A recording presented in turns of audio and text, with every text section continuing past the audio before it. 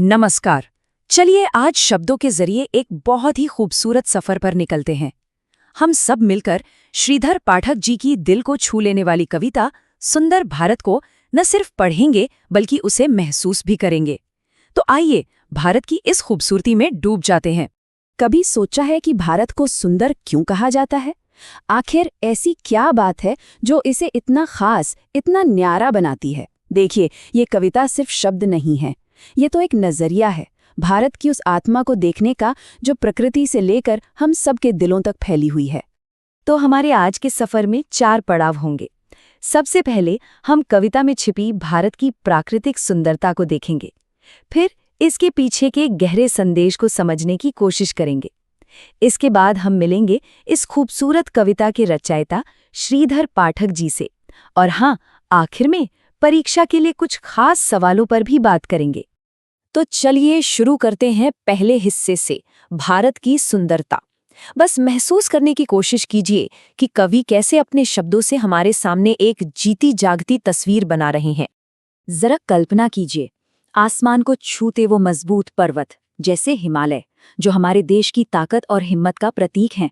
और फिर उन्हीं से निकलती ये नदियां और नाले, जो सिर्फ पानी नहीं बल्कि पूरे देश की रगों में जिंदगी बनकर दौड़ते हैं। और फिर नजर घुमाइए इन हरे भरे निराले खेतों पर। ये सिर्फ जमीन के टुकड़े नहीं हैं, ये तो हमारी खुशहाली की नींव है। ये वो भंडार हैं जो करोड़ों लोगों का पेट भरते हैं और जिनकी हरियाली सच कहूं तो दिलों को एक अजीब सा सुकून देती है।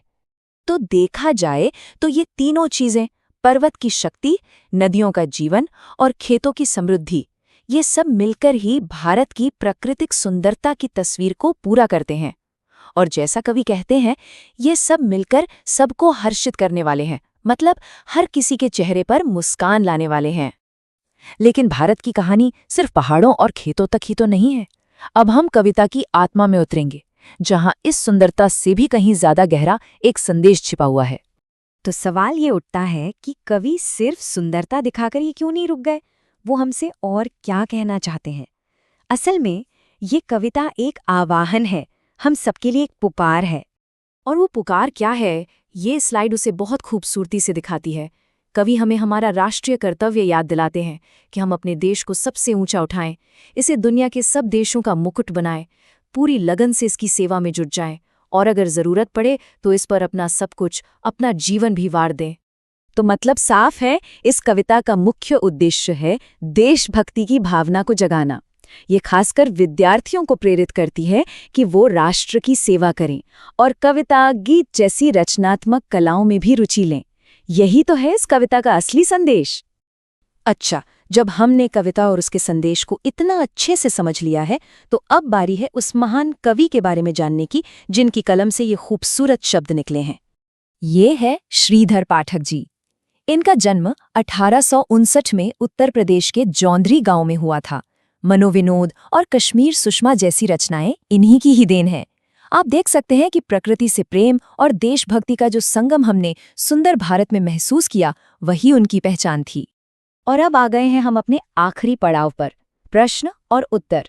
ये हिस्सा सिर्फ परीक्षा के लिए ही जरूरी नहीं है, बल्कि इससे हमने जो कुछ भी समझा है वो और भी पक्का हो जाएगा। तो थोड़ा ध्यान दीजिएगा। पहला सवाल बहुत सीधा है, भारत देश में खेत कैसे हैं? सोचिए, इसका जवाब तो सीधे कविता की पंक्तियों में ही छिपा है।